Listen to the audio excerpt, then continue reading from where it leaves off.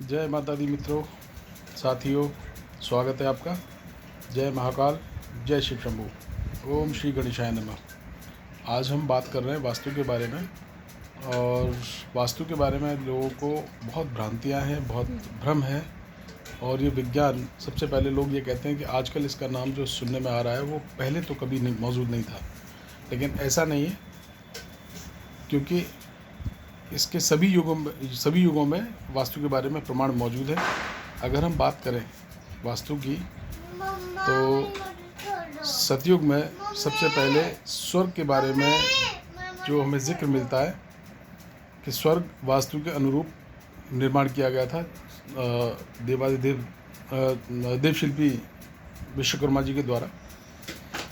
और उसके बाद द्वापर युग में स्वर्ण नगरी लंका, जिसके बारे में लगभग विश्व के सभी कोनों में सभी लोग अवगत हैं, उसके बारे में ज़्यादा मुझे कहने की ज़रूरत नहीं। जिसका परम प्रतापी सम्राट रावण, महान विद्वान रावण, महान शिव भक्त रावण, जिसने पूरे जगत में, पूरे लोकों में एक तरह से त्रिलोक विजेता के नाम से की उपाधि प्राप्त की।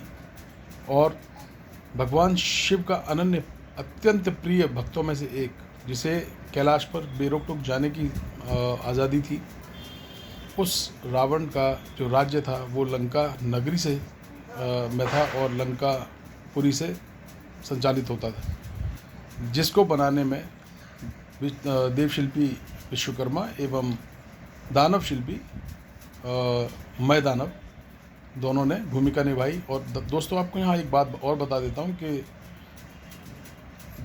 दैत्य शिल्पी मय जो दानव थे वो रावण के ससुर भी थे, जिनकी बेटी मंदोदरी के साथ में रावण का विवाह हुआ। और कितनी शक्ति थी, कितनी ऊर्जा थी उस स्वर्ण नगरी लंका में, जो स्वर्ण धातु से बनी हुई जो इकलौती स्वर्ण नगरी कहलाई। उसके बाद न पहले कोई स्वर्ण नगरी बनी, न उसके बाद में हुई। हाँ, इतिहास में एक उसके समतुल्य प्रमाण जरूर आता है त्रिपुर का। त्रिपुर में ज़रूर एक स्वर्ण पुर हुआ करता था, एक अभ्रक चांदी से बना हुआ पुर था, और एक लोहे का पुर था। तो उसका एक अलग प्रमाण है, उसकी एक पूरी कहानी है, वो भी कभी हम जिक्र करेंगे उसके बारे में। लेकिन अगर आप समानता पाएँ तो उन दोनों में स्थापित जो भी उनके शासक थे, उनका उस समय पे इतना यश था, या इतनी समृद्धि पाई थी उन्होंने, इतनी प्रसिद्धि पाई थी कि पूरे जग में, तीनों लोकों में उनके समान कोई दूसरा उस समय था नहीं। देवता तक उनसे खौफ खाते थे।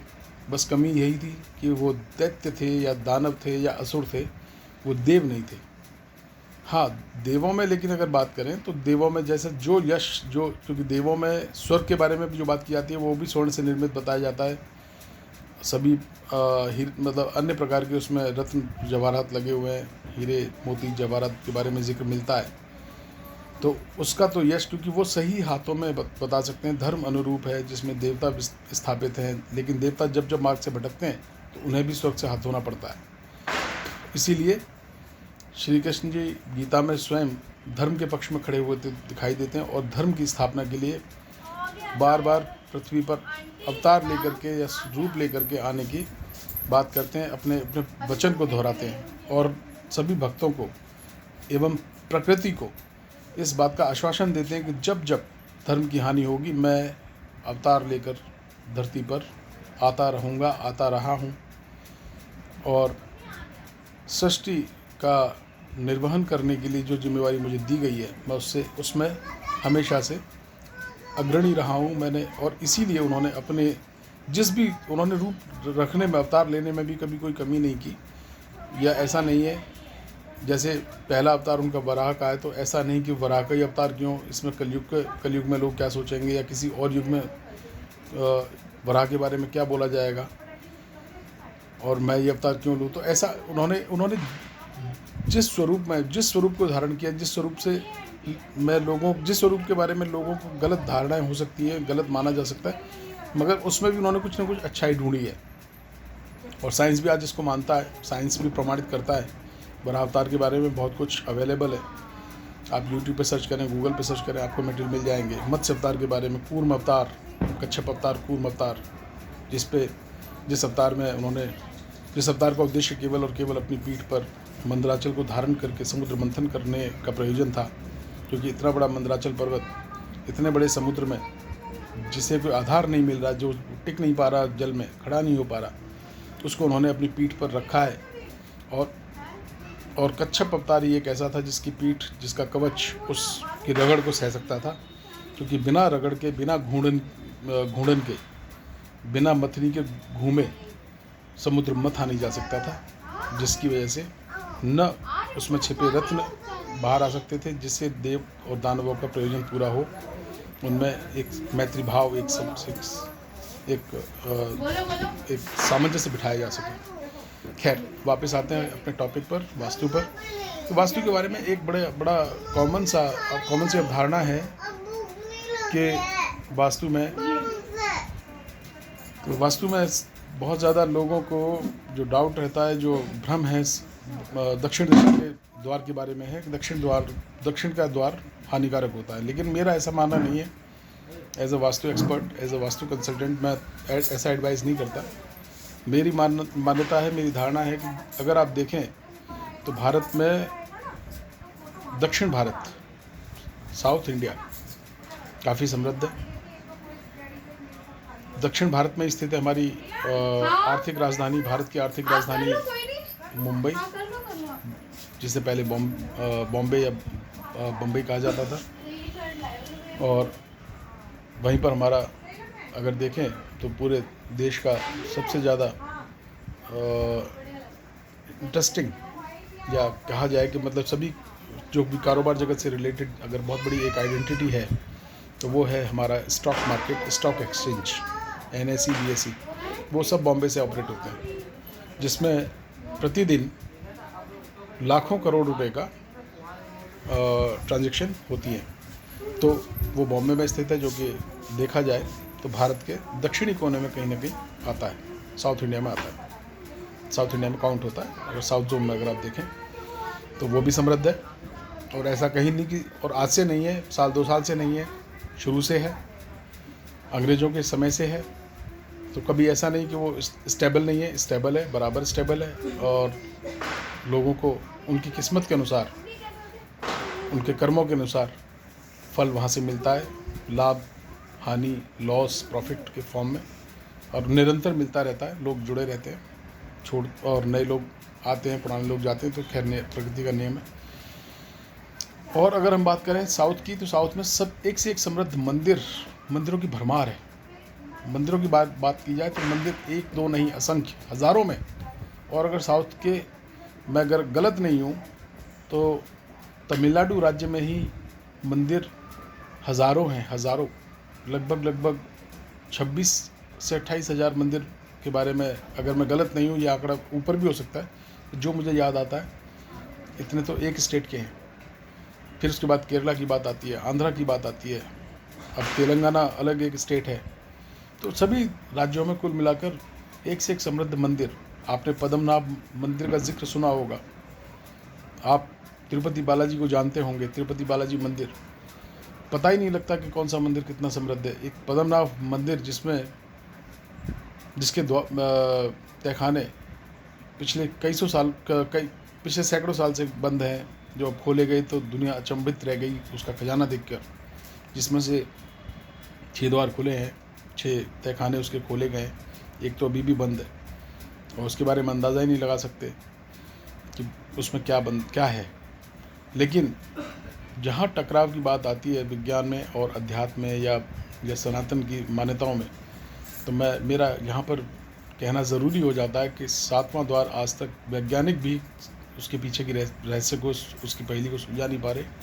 और कोई भी साइंसदान, कोई भी वैज्ञानिक आगे आकर हिम्मत नहीं दिखा पा रहा कि उस मंदिर के पीछे क्या रहस्य है, उसको वो झुटला पाए, उसे खोलने की हिम्मत दिखा पाए।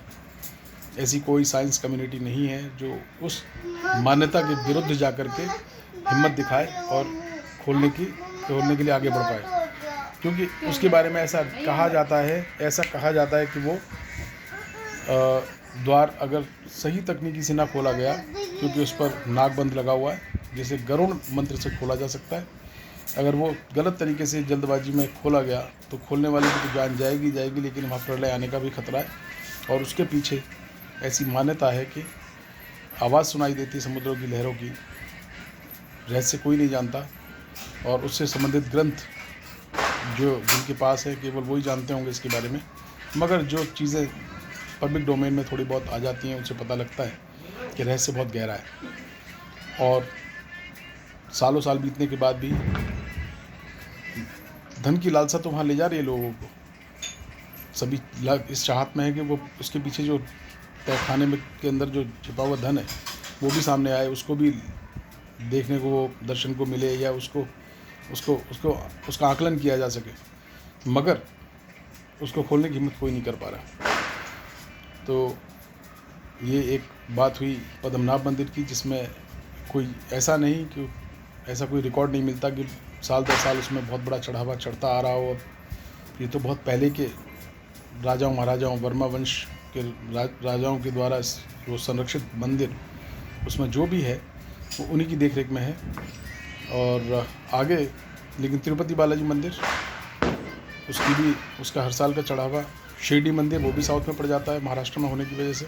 तो एक से एक मंदिर अगर हम बात करें तो साउथ में सभी समृद्ध हैं, सभी वैभवशाली हैं, अद्वितीय हैं।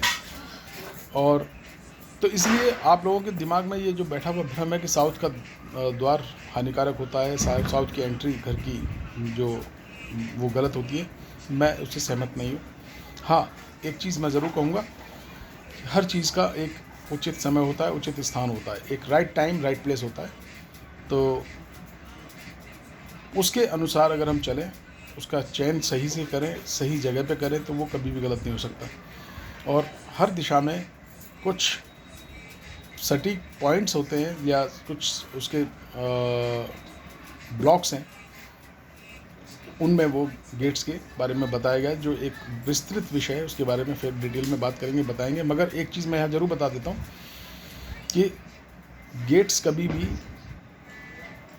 जो गेट्स जो पहले होते थे चौखट वाले, 2 पल्ले वाले, 2 टुकड़ों में खुलने वाले गेट, 2 पल्ले वाले, वो अच्छे होते थे। और एक बहुत बड़ी बात कि कभी भी गेट की चौड़ाई कभी भी उसकी लंबाई से ज़्यादा ना हो, यानी उसकी हाइट ज़्यादा हो, उसकी चौड़ाई उसकी हाइट से कम हो। ऐसे गेट जिनकी चौड़ाई ज़्यादा होती है और हाइट चौड़ाई ज़्यादा होती है, हाइट कम होती है, उन पर घरों में ज़रूर कुछ दिक्कतें देखने को मिलती हैं। वो चाहे वो ओवर एक्सपेंसेस हों, हेल्थ हो, रिलेशंस में कुछ प्रॉब्लम आ जाती है। लेकिन इन डेप्थ अगर मैं बात करूं तो इन सब का भी रिलेशन दिशा देख करके बताया जा सकता है। और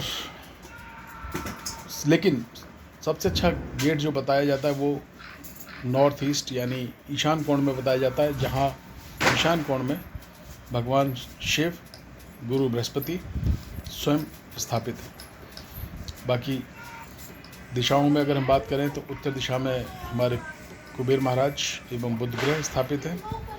कुबेर उत्तर दिशा से मैं संबंधित आपको एक चीज़ बताना चाहता हूँ यहाँ पर, कि उत्तर दिशा में कभी भी कोई भी दोष होता है तो उसका संबंध हमेशा हमारी बहन, हमारी बेटियों से जाकर के जुड़ता है। कि अगर वहाँ दिशा में कोई भी दोष है उत्तर दिशा के अंदर, तो उसका कनेक्शन अगर आप देखेंगे, उस परिवार की बेटी, उस परिवार, या जैसे कह सकते हैं कि मतलब बुआ या बहन से संबंध होगा, वो अपने परिवार में खुश नहीं होंगी, अपने जीवन में खुश नहीं होंगी, उनका जीवन संघर्षमय होगा।